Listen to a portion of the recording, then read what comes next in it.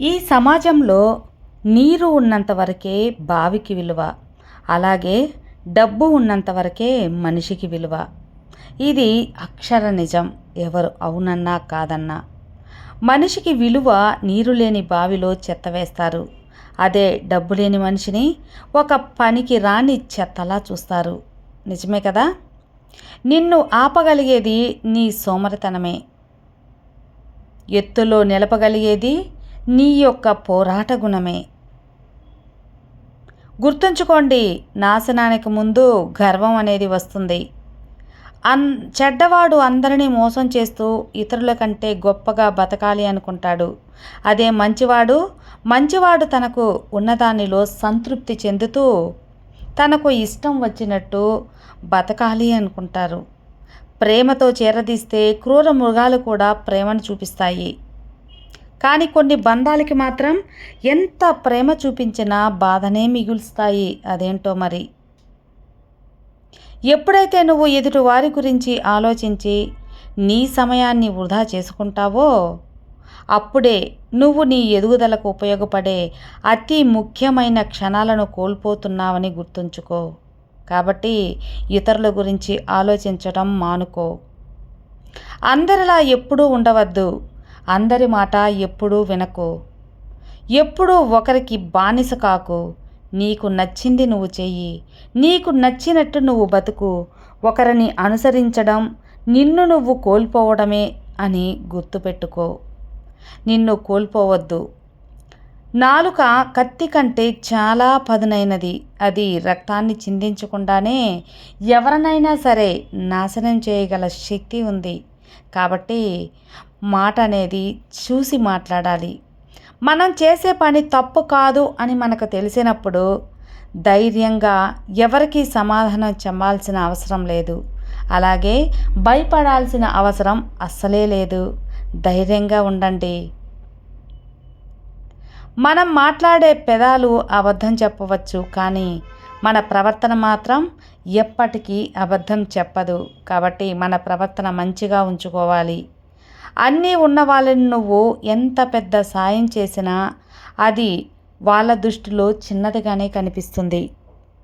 కానీ ఏమీ లేని వాళ్ళకి సహాయం చేస్తే, వాళ్ళకి ఒక ముద్ద అన్నం పెట్టినా చాలు, వాళ్ళకి నువ్వు దేవుడిలా కనిపిస్తావు.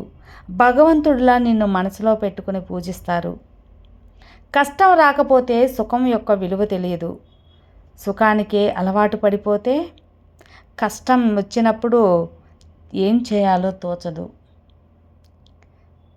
మార్పు అనేది తలుచుకుంటే రాదు, తెగిస్తేనే వస్తుంది. ఆనందం అంటే డబ్బు, ఆస్తులు సంపాదించటం మాత్రమే కాదు మిత్రమా. మనల్ని ప్రతిరోజు గుర్తుపెట్టుకొని ప్రేమగా పలకరించే మనుషులని సంపాదించుకోవడం కూడా ఆస్తే.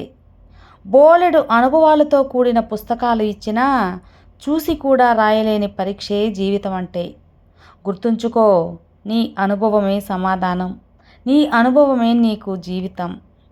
కులం లేనిది, మతం లేనిది, అలాగే హోదా లేనిది బంధుత్వం కంటే కూడా చాలా గొప్పది. అది ఏంటో తెలుసా? వజ్రం కంటే కూడా విలువైనది. అదే స్నేహం. స్నేహం ఒక్కటే విలువ కట్టలేనిది.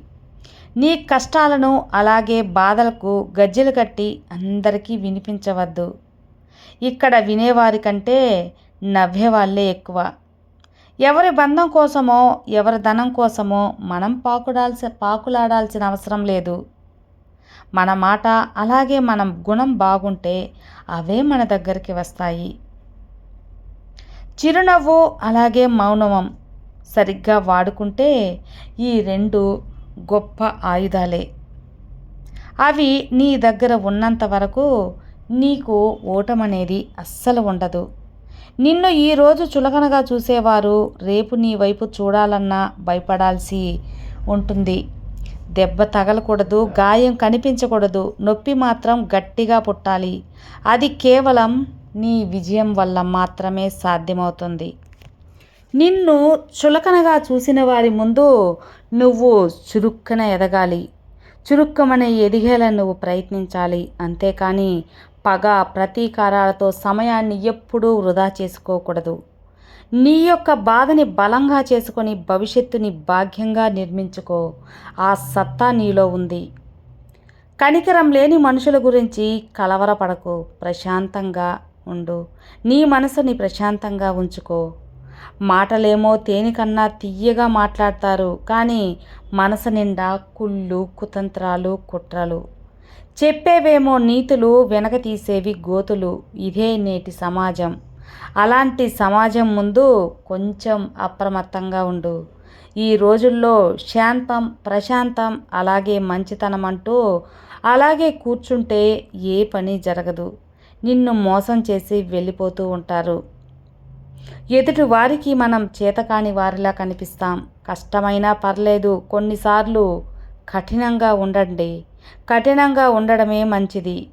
కాబట్టి ఎప్పుడు ఎలా ఉండాలి, ఈ సమాజంలో ఎవరితో ఎలా ఉండాలి అనే నేర్పరితనం కూడా చాలా ముఖ్యం. విన్నారు కదా అండి.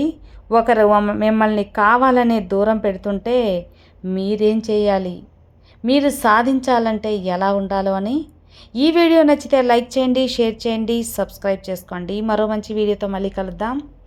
Have a good day friends. Thank you for watching. Bye.